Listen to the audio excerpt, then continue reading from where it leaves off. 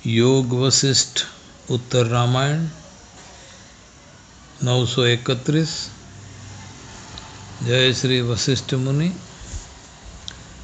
વશિષ્ઠજી અહીં કહે છે કે પરમાત્મામાં ભ્રાંતિ ને સ્થાન કે અવકાશ નથી જ। અગર અનેક સૃષ્ટિ તેમાં જોવામાં આવે છે તો તે જોનારની મર્યાદા અજ્ઞાનતા અને ભ્રાંતિ જ છે। આ સૃષ્ટિ વિવિધ દેખાવા છતાં પરમાત્માથી જુદી તો નથી જ। આમ પરમાત્મા અને સૃષ્ટિ એક જ છે।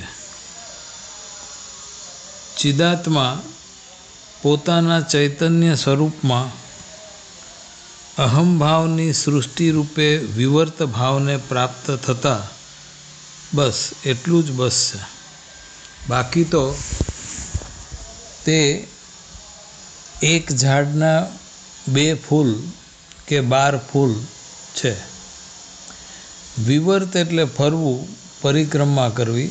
જગત ઊભું છે, વિવિધ સૃષ્ટિ ઊભી છે, તો તે બ્રહ્મ ચૈતન્ય પોતે તેમાં જ અસ્તિત્વ અથવા સૃષ્ટિમાં જ ચેતન ઊભું છે એટલે દેખાતી તેની વિવિધતા છે। એક ઝાડના 2 ફૂલ 12 ફૂલ। વિવર્ત એટલે ફરવું, પરિક્રમા કરવી। જગત ઊભું છે, વિવિધ સૃષ્ટિ ઊભી છે, તો તે બ્રહ્મ ચૈતન્ય પોતે તેમાં જ અસ્તિત્વ અથવા સૃષ્ટિમાં જ ચેતન ઊભું છે એટલે દેખાતી તેની જ વિવિધતા છે। ઓકે। કપાસમાંથી સફેદ ચાદર બને, તે કપાસમાંથી દોરા બને, આ દોરાનું પક્ષી, પશુ, પતંગિયા, જંગલ, માણસ એમાં ગૂંથીએ આપણે। સરવાળે ખેડૂને દેખાડશો તો ખેડૂત તો એમ જ કહેશે કે કપાસ સારો છે, સૂતર સારું છે। આમાં વધુ આપણને બધું જ સમજાઈ જાય। સમુદ્ર થકી તરંગો ઊભા થાય તે સમુદ્ર છે ને વળી। કેરીનું ઝાડ તેનું અંકુર, ગોટલામાંથી અંકુર થતાં વૃક્ષ, ફળ, પત્ર આદિ ભાવને અનુભવે છે, કારણ આ ગોટલામાં પહેલેથી જ આ પડેલા જ છે। કોઈને અંકુરથી જુદો કરી શકાય? તેમ વિવેકી પુરુષનો આત્મા આપણા બધાનો આકાશના જેવો અસંગ, નિર્વિકાર છતાં પોતાની અંદર જ જગત અને શરીર અહંકારને અનુભવે છે। આ અજ્ઞાન છે। આ અજ્ઞાન હાટડીઓ પોતાના સ્વાર્થે જુદારો ઊભો કરી ચાપલી વાતું કરી અજ્ઞાનમાં અજ્ઞાન વધારે ઊભું જ કરે છે। બહાર વિષય સત્તા, અંદર મનની સત્તા। આમ સત્યમાં તો અધિષ્ઠાન ના હોવાના કારણે ભ્રાંતિ સત્ય દેખાય। ઓકે। પરંતુ જ્યારે ભ્રાંતિ છે તેમ તો તે સત્ય ક્યાંથી?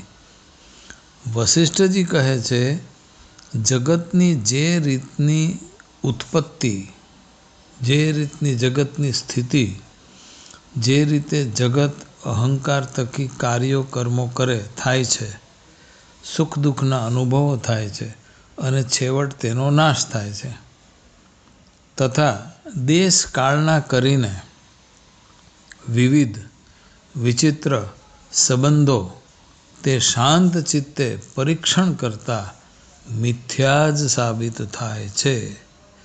તો આ નિશ્ચયથી પણ સુખ શાંતિથી સ્વયંમાં રહી શરીર યંત્ર ઉપયોગી ઉપભોગ કરી એક ભાવે સર્વે સાથે કુંભમેળો કરી વિદાય કેમ ન થવાય? જગતની ઉત્પત્તિ તો આપણે કરતા નથી। જગતની ઉત્પત્તિ તો આપણે નથી કરતા। તેની સ્થિતિમાં હોવાપણામાં સારું ખરાબ કાંઈ આપણે કરી શકતા નથી। એટલે અગર કોઈ ખરાબ કરે તો તેને રોકી નથી શકતા અને કોઈ સારું કરે તો તેમ સ્વયં મનુષ્ય પોતાનાથી ખરેખર આગળ વધી જ નથી શકતો. તેનો નાશ એટલે શરીરનો નાશ આપણે ખાળી શકતા નથી. આમાં અઘરું શું છે? આમાં અઘરું શું છે કે આપણે હાટડીઓમાં ભટકવું પડે, દોડવું પડે. મૂળ વાત છે ભય.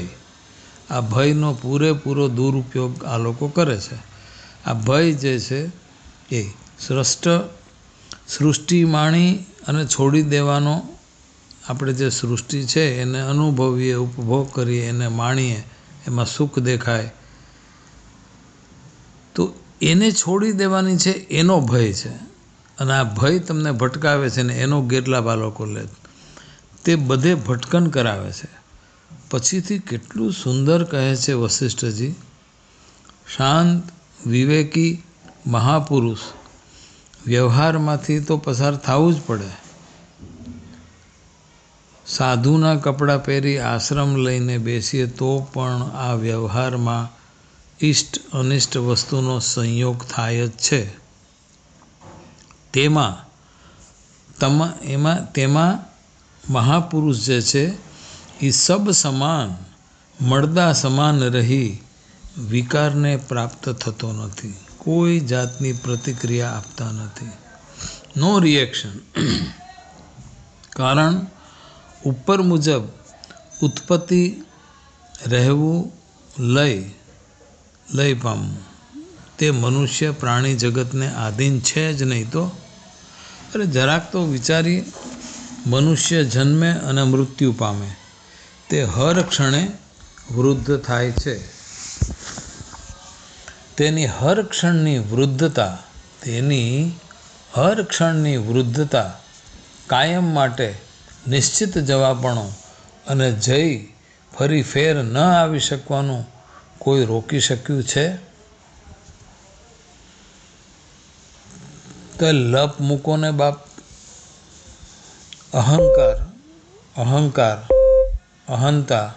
અહંતા તો અભ્યાસ માત્ર છે.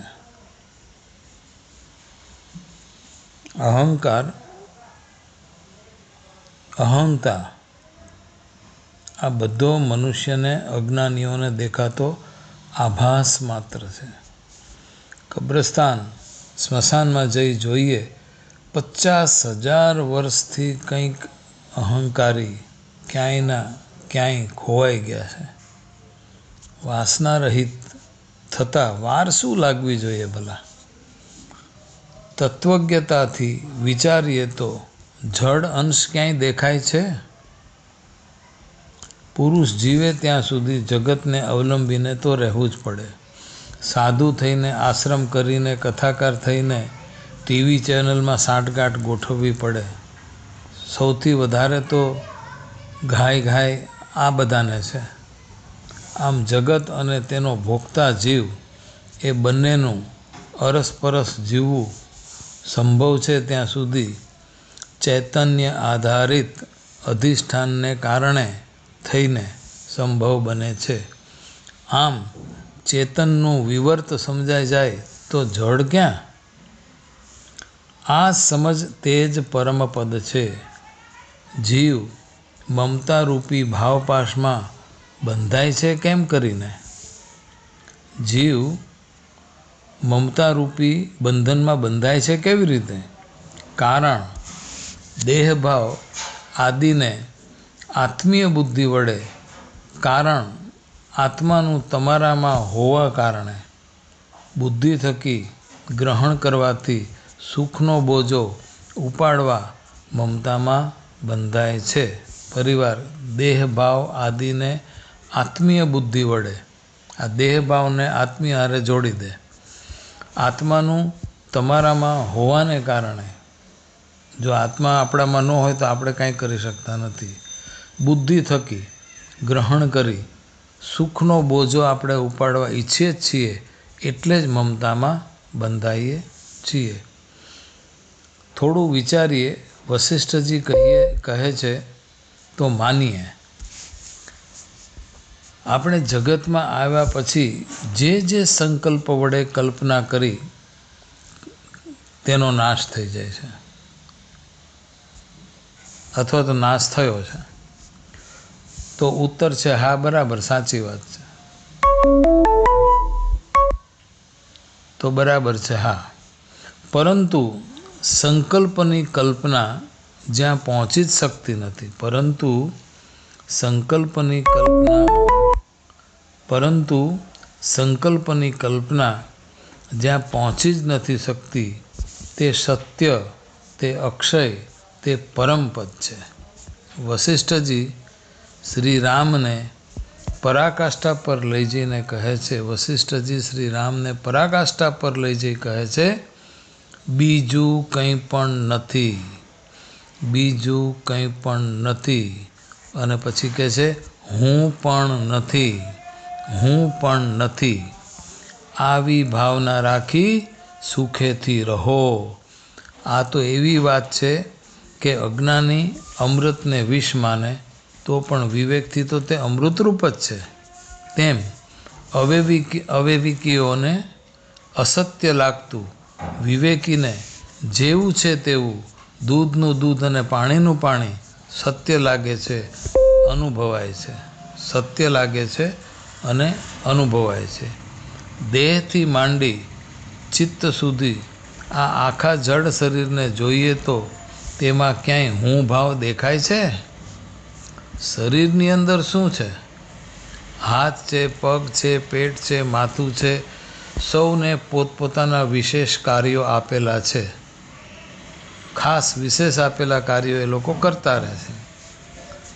એણે કોઈ દિવસ પૂછ્યું કે હું હિન્દુ, કે હું વૈષ્ણવ, કે હું શીખ, કે હું અમુક રાજ્યનો, કે અમુક દેશનો, અમુક વર્ગનો, જ્ઞાતિનો, ઉચ્ચ જ્ઞાતિનો, નીચ જ્ઞાતિનો, પટેલ જ્ઞાતિનો, આ મારા દેવ, આ મારા દેવી, કોઈના આખા 800 કરોડમાં કોઈના શરીરે પૂછ્યું છે? કોઈના શરીરના અંગે પૂછ્યું છે?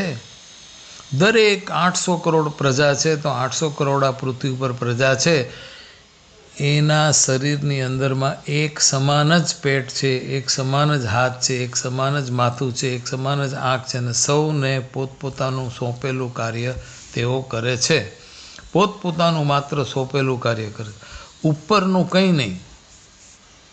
સમૂહની આવતી આ સમૂહની સાથે, તે સમૂહની સાથે ઓળખ ઊભી કરી, એ બધા ભેગા થયા એટલે એક શરીર બંધાણું, આ સમૂહ થયો.